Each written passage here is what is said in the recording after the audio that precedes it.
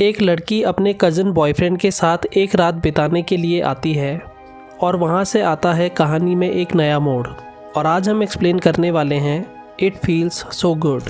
Movie की शुरुआत में हम केंजी को देखते हैं जो फिशिंग कर रहा होता है। इतने में उसे उसके डैड का फ़ोन आता है और वो उसे बताते हैं कि नाओको की शादी फिक्स हो गई है और तुम्हें शादी में आना होगा। तो केंजी कहता है कि ठीक है, मैं शादी में पहुंच जाऊंगा। और अगले ही सीन में हम नाओको को देखते हैं जो अपनी गाड़ी से केंजी के घर पहुंच जाती है। केंजी दरवाज़ा खोलता है और कहता है कि तुम यहाँ क्या कर रही हो। तो नाओको उसे बिना जवाब दिए अंदर चली जाती है। अंदर जाने के बाद वो कहती है कि ये घर अभी भी वैसा ही है जैसे पहले हुआ करता था। वो दोनों एक दूसरे से बातें करने लगते हैं और अपनी पुरानी बातों को याद करने लगते हैं। फिर थोड़ी देर बाद नाओको उसे बताती है कि मुझे शॉपिंग के लिए जाना है और उसे अपने साथ ले जाती है। वहाँ जाने के बाद वो दोनों एक रेस्टोरेंट में खाना खाने लगते हैं और केंजी के पूछने पर नाओको बताती है कि मैं एक कंपनी में पार्ट टाइम जॉब कर रही हूँ। और फिर थोड़ी देर बाद हमें पता चलता है कि केंजी का भी डिवोर्स हो चुका है और उसकी नौकरी भी छूट गई है और अब वो पिछले 4 साल से अनएम्प्लॉयड है। फिर थोड़ी देर बाद जब वो गाड़ी से जा रहे होते हैं तो हमें पता चलता है कि नाओको की शादी किसी आर्मी के मेजर से होने वाली है। वो बताती है कि उसका मंगेतर 40 साल का है, लेकिन ये बताते वक्त नाओको बहुत ज़्यादा खुश नहीं लग रही होती। थोड़ी देर बाद वो दोनों नाओको के घर पहुंच जाते हैं और नाओको उसे अपनी पुरानी एल्बम देखने को कहती है जिसमें उन दोनों की फ़ोटोज़ होती हैं जो उन्होंने बहुत साल पहले ली थी। एल्बम में हम उनकी हर तरह की फ़ोटोज़ देखते हैं, रोमांस करते हुए, साथ में घूमते हुए और बिना कपड़ों के भी। एल्बम देखने के बाद नाओको कहती है कि क्या तुम्हें मैं अभी भी अट्रैक्टिव लगती हूँ, क्योंकि जब भी मैं इस एल्बम को देखती हूँ तो मैं हमेशा हम दोनों के बारे में ही सोचती हूँ। लेकिन केंजी उसे कोई जवाब नहीं देता और उसकी बातों को इग्नोर कर देता है। फिर थोड़ी देर बाद वो दोनों टीवी देख रहे होते हैं और नाओको उसे अपने पास बैठने को कहती है। केंजी के वहाँ बैठने के बाद वो उसे टच करने लगती है और केंजी वहाँ से जाने लगता है, लेकिन नाओको उसे रोकती है और कहती है कि क्या हम आज रात के लिए एक दूसरे के साथ सो सकते हैं। वो कहती है कि मैं अपने पुराने दिनों को याद करना चाहती हूँ। जिसके बाद वो केंजी को किस करने लगती है और फिर वो दोनों बेडरूम में जाकर रोमांस करने लगते हैं।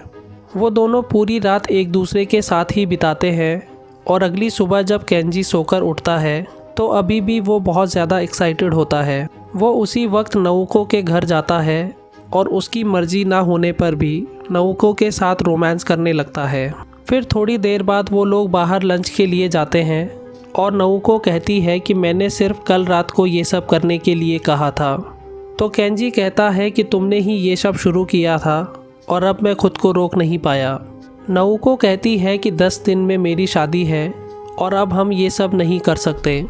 लेकिन केंजी अभी भी बहुत ज़्यादा एक्साइटेड होता है और वहीं पर मास्टरबेट करने लगता है। थोड़ी देर बाद नाओको उससे कहती है कि मेरा मंगेतर 5 दिन में आने वाला है और ये सुनकर केंजी खुश होता है और कहता है कि 5 दिन बाद मैं तुम्हें फ्री कर दूंगा, जिसे सुनकर नाओको भी हंसने लगती है।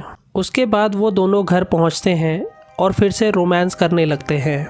रोमांस करने के बाद नाओको उसे बताती है कि मैं उसके साथ भी रोमांस करती हूँ, लेकिन जो कुछ भी मैं तुम्हारे साथ फील करती हूँ वो उसके साथ नहीं कर पाती। फिर अगले दिन केंजी नाओको के लिए डिनर बनाता है और वो केंजी की कुकिंग स्किल्स से काफ़ी इम्प्रेस होती है।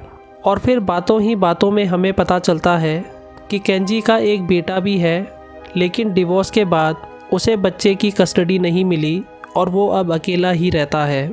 फिर अगले सीन में हम देखते हैं कि केंजी एक आर्ट गैलरी में घूमने जाता है और वापस आते वक्त उस टाइम को याद कर रहा होता है जब वो नाओको के साथ रोमांस किया करता था। उसी रात वो दोनों फिर से डिनर करते हैं और थोड़ी देर बाद नाओको की तबीयत बिगड़ने लगती है। उसे फूड पॉइजनिंग हो गई होती है, जिसके बाद केंजी उसके पेट पर मालिश करने लगता है। अगली सुबह हम देखते हैं कि नाओको की तबीयत ठीक हो जाती है और वो कहती है कि मैं क्या करूँगी अगर मुझे शादी के बाद कुछ ऐसा हुआ तो।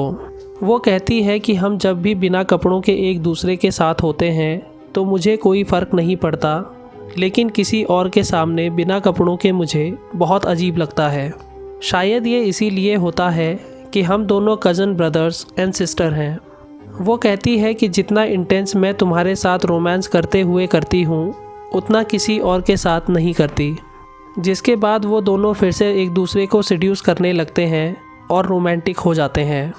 फिर थोड़ी देर बाद वो दोनों कहीं घूमने निकल जाते हैं, और जब वो दोनों एक बस से सफ़र कर रहे होते हैं तो बस में ही वो दोनों एक दूसरे को सेड्यूस करने लगते हैं। होटल रूम में पहुंचने के बाद वो दोनों फिर से रोमांस करते हैं और फिर उसी रात एक रोड शो देखने के लिए चले जाते हैं।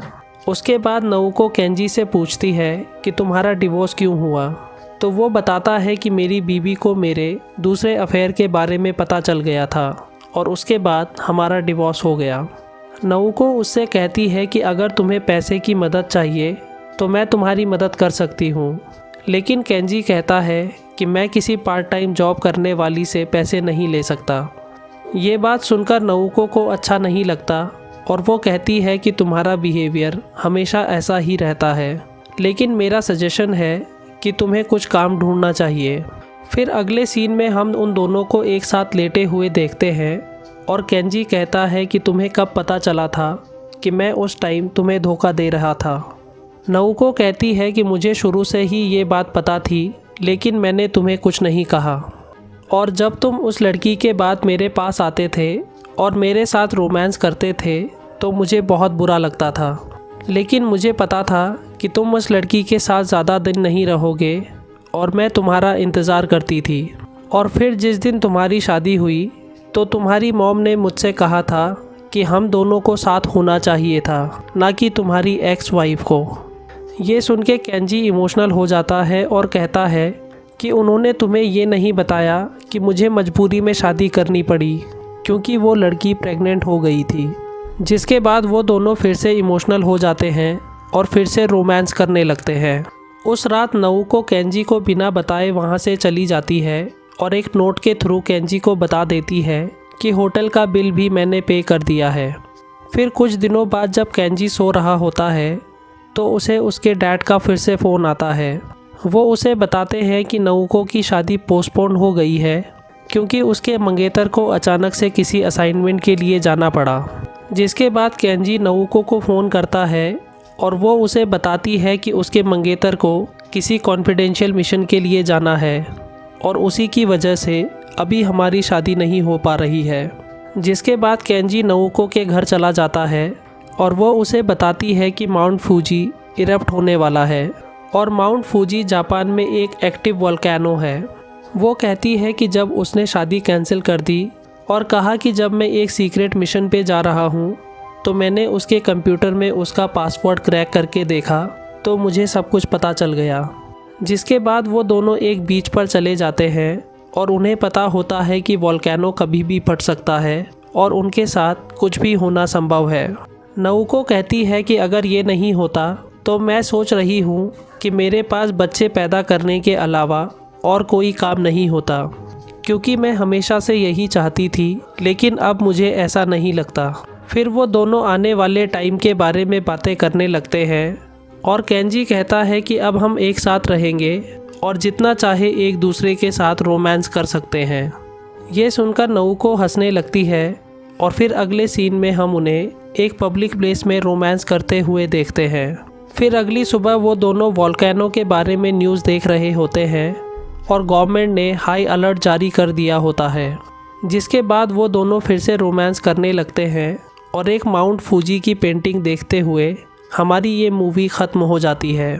दोस्तों, आपको ये स्टोरी कैसी लगी हमें कमेंट सेक्शन में ज़रूर बताइए। वीडियो को लाइक और चैनल को सब्सक्राइब ज़रूर कर दीजिएगा।